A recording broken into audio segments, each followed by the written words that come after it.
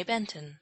5 Little Peppers and How They Grew, by Margaret Sidney. Chapter 16. Getting a Christmas for the Little Ones. And so October came and went. The little Peppers were very lonely after Jasper had gone. Even Mrs. Pepper caught herself looking up one day, when the wind blew the door open suddenly, half expecting to see the merry, whole-souled boy and the faithful dog come scampering in. But the letters came, and that was a comfort, and it was fun to answer them.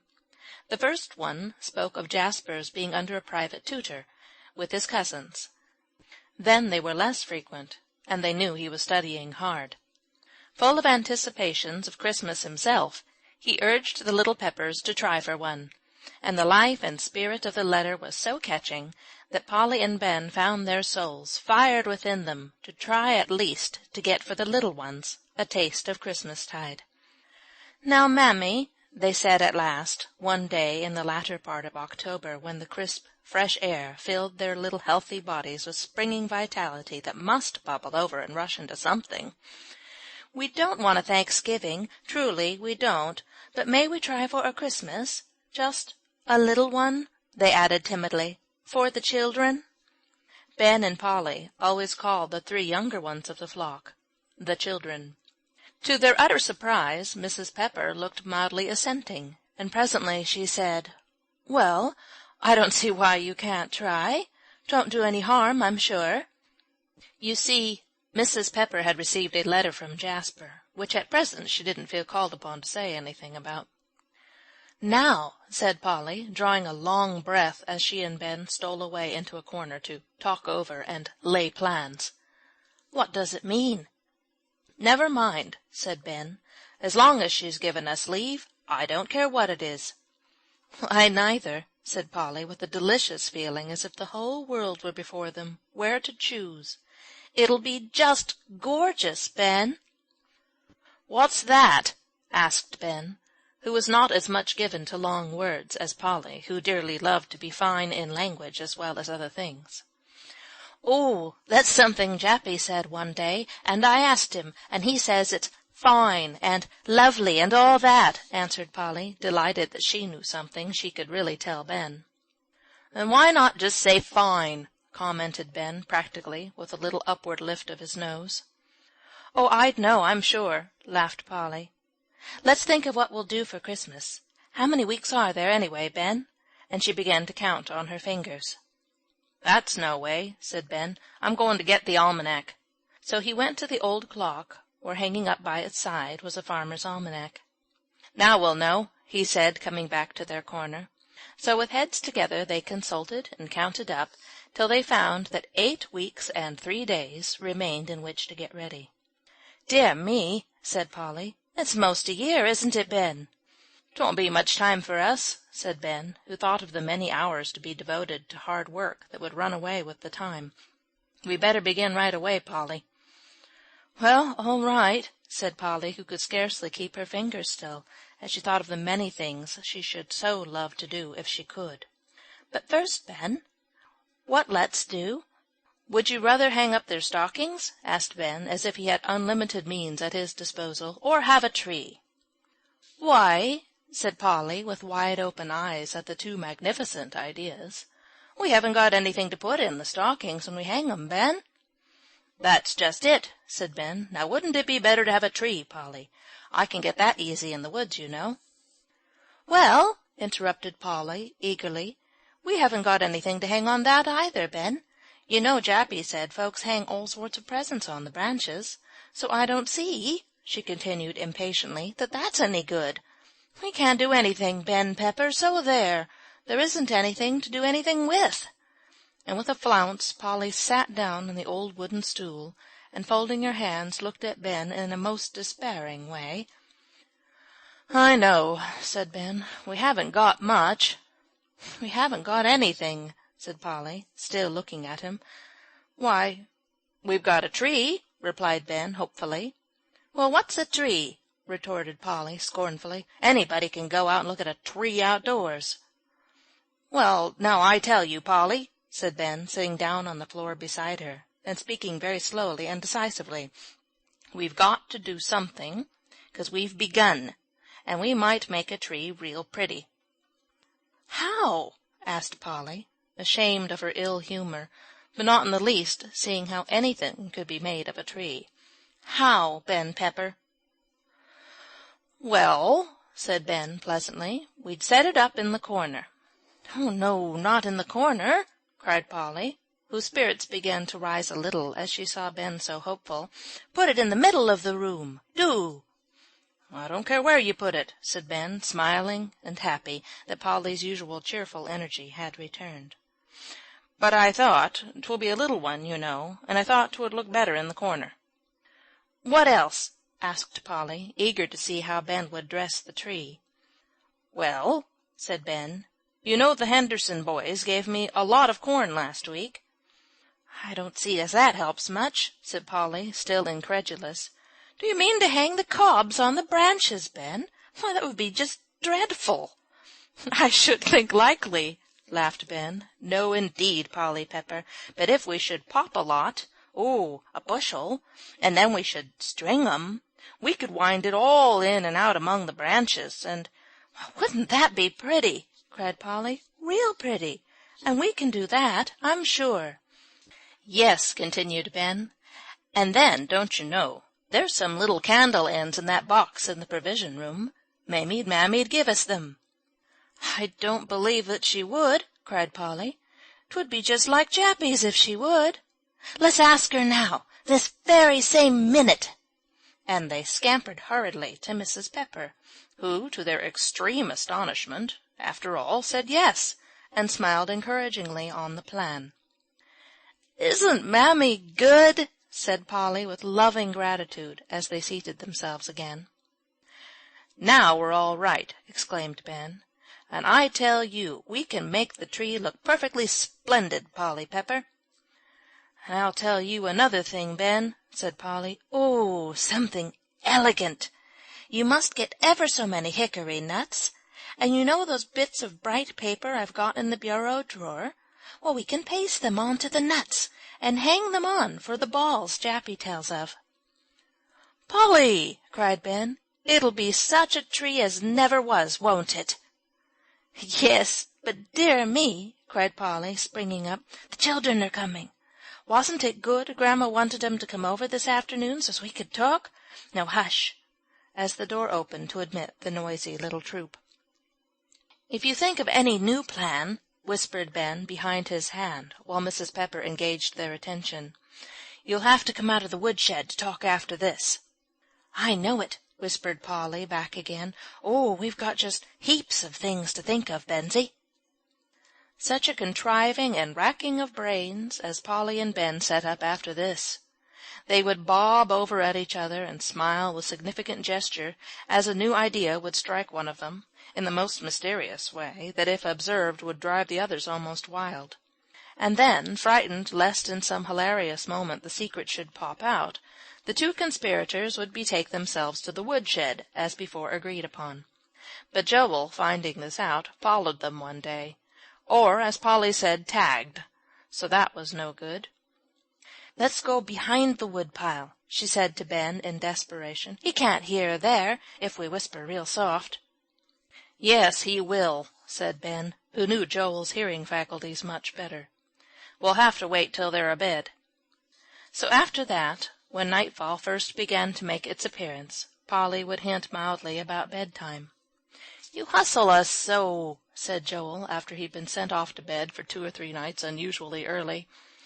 "Oh, Joey, it's good for you to get to bed," said Polly coaxingly. "It'll make you grow, you know, real fast." "Well, I don't grow a bed," grumbled Joel, who thought something was in the wind. "You and Ben are going to talk, I know, and wink your eyes as soon as we're gone." "Well, go along, Joel, that's a good boy," said Polly, laughing, "and you'll know some day." "What'll you give me?" asked Joel, seeing a bargain, his foot on the lowest stair leading to the loft. "Say, Polly?" "Oh, I haven't got much to give," she said cheerily, "but I'll tell you what, Joey, I'll tell you a story every day that you go to bed." "Will you?" cried Joe, hopping back into the room. "Begin now, Polly, begin now." "Well, you haven't been to bed yet," said Polly, "so I can't till tomorrow." "Yes, I have. You made us go for 3. "No, I guess 14 nights," said Joel indignantly.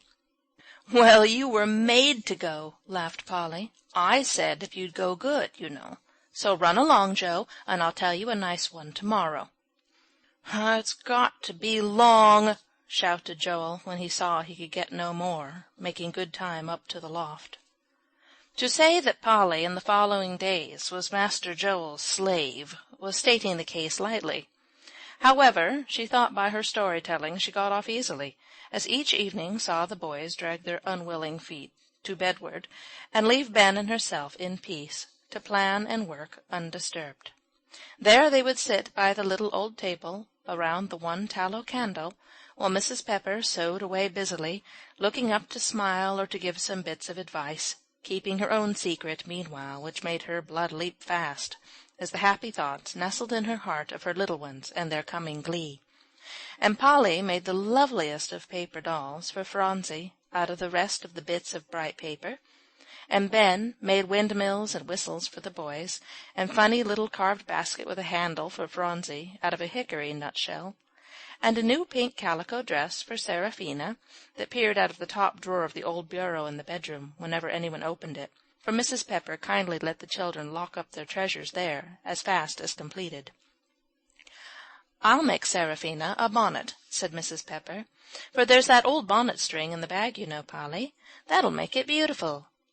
"Oh, do, Mother," cried Polly. "She's been wanting a new one awfully."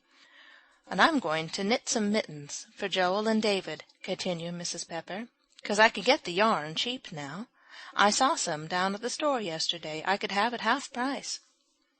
"I don't believe anybody'll have as good a Christmas as we shall," cried Polly, pasting on a bit of trimming to the gayest doll's dress. "No, not even Jappy." An odd little smile played around Mrs. Pepper's mouth, but she said not a word, and so the fun and the work went on. The tree was to be set up in the provision room. That was finally decided, as Mrs. Pepper showed the children how utterly useless it would be to try having it in the kitchen.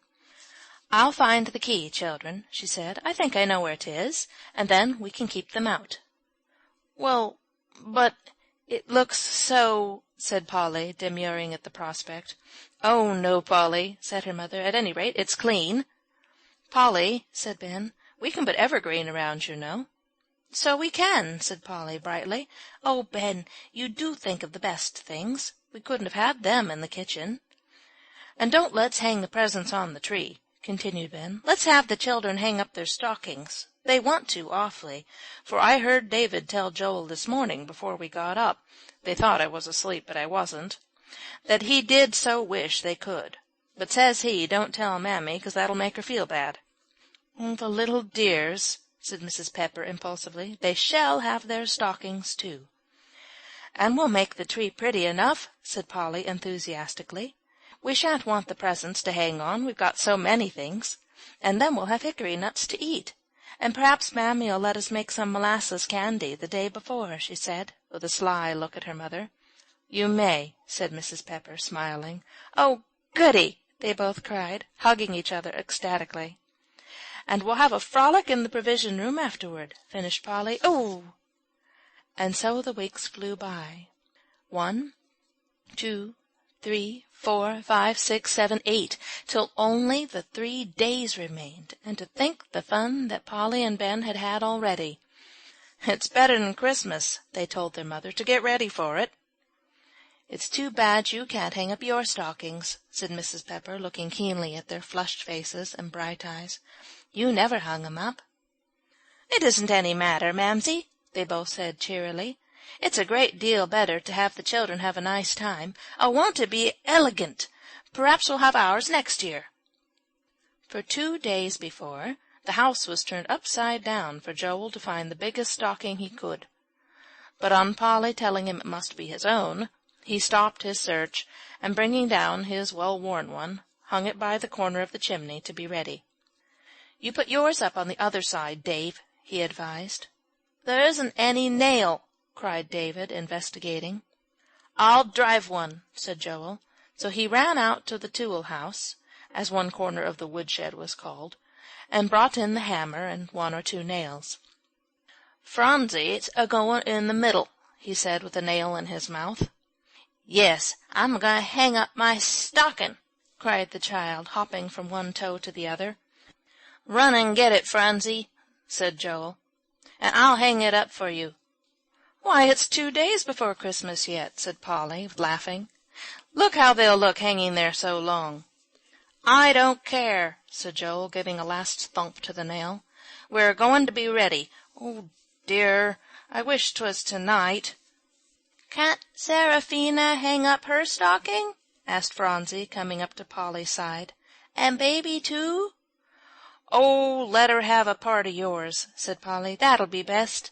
Seraphina and Baby and you have one stocking together." "Oh, yes," cried Phronsie, easily pleased. "That'll be best."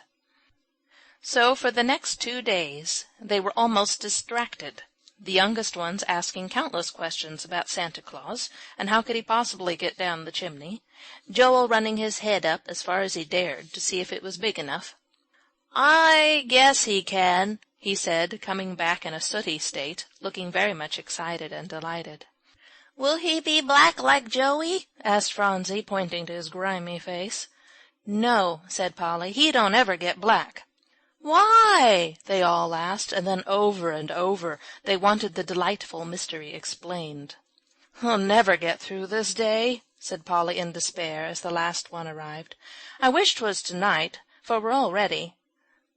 "Santy's coming, Santy's coming," sang Phronsie, as the bright afternoon sunlight went down over the crisp, fresh snow. "Yes, Santa is coming," sang Polly. "And Santa Claus is coming," rang back and forth through the old kitchen, till it seemed as if the 3 little old stockings would hop down and join in the dance going on so merrily. "I'm glad mine is red," said Phronsie at last, stopping in the wild jig and going up to see if it was all safe. "'Cause then Santy'll know it's mine, won't he, Polly?"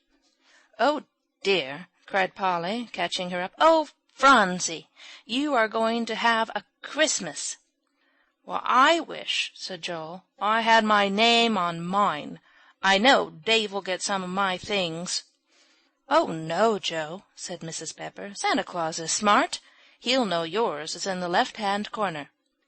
"Will he?" asked Joel, still a little fearful.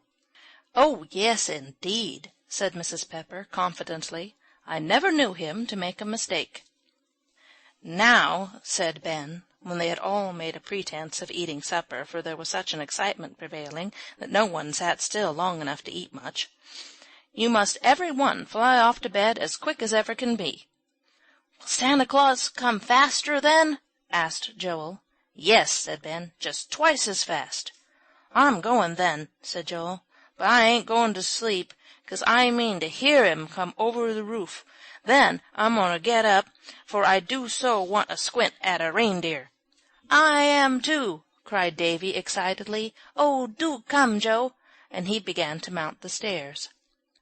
"Good night," said Phronsie, going up to the center of the chimney-piece, where the little red stocking dangled limpsily. "Lift me up, Polly, do." "What do you want to do?" asked Polly, running and giving her a jump. "What do you going to do, Phronsie?" "I want to kiss it good night," said the child, with eyes big with anticipation and happiness, hugging the well-worn toe of the little old stocking affectionately. "I wish I had something to give Santa, Polly, I do," she cried, as she held her fast in her arms.